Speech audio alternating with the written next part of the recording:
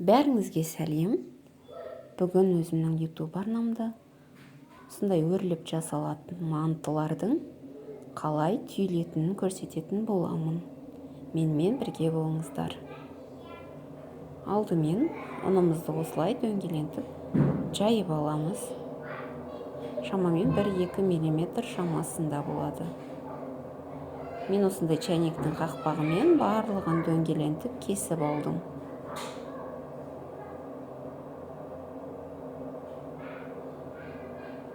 Дөңгелентіп кесіп алғаннан кейін әрбір дөңгелегімізді манты етіп түйеміз. Алдымен фаршымызды салып аламыз. Неғұрлым фаршымызды дөңгелегімізге толтырыңқырап салғанымыз дұрыс болады. Сол кезде мантымыздың формасы өте әдемі болып шығады. Видеода сіздерге түсінікті болу үшін әрбір мантыны түйілуін жеке-жеке көрсеттім. Екі жағынан тарта отырып,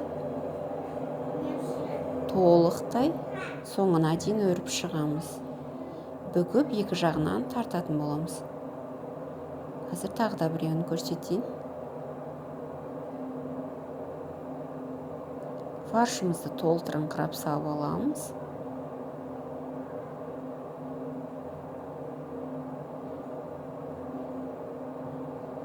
Басын біріктіріп, екі жағын бүге отырып, тартып отырып, мантымызды әдемі етіп өріп шығамыз.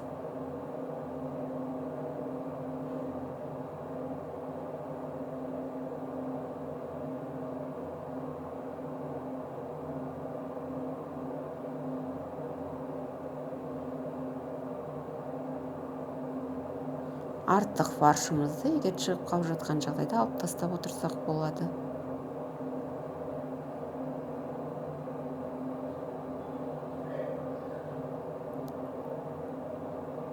Осындай әдемі мантыларымыз шығуда.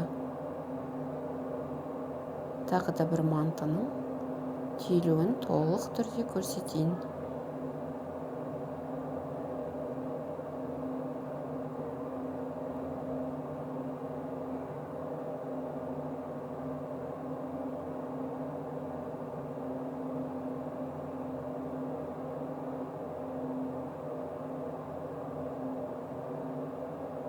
Арнаның дамуы үшін лайк басып, қолдау білдіріп, комментарий жазып, арнаға тіркеліп қойыңыздар.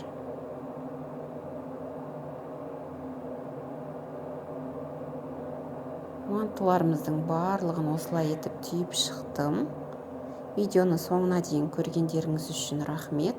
Сіздермен бірге болған Эльмира.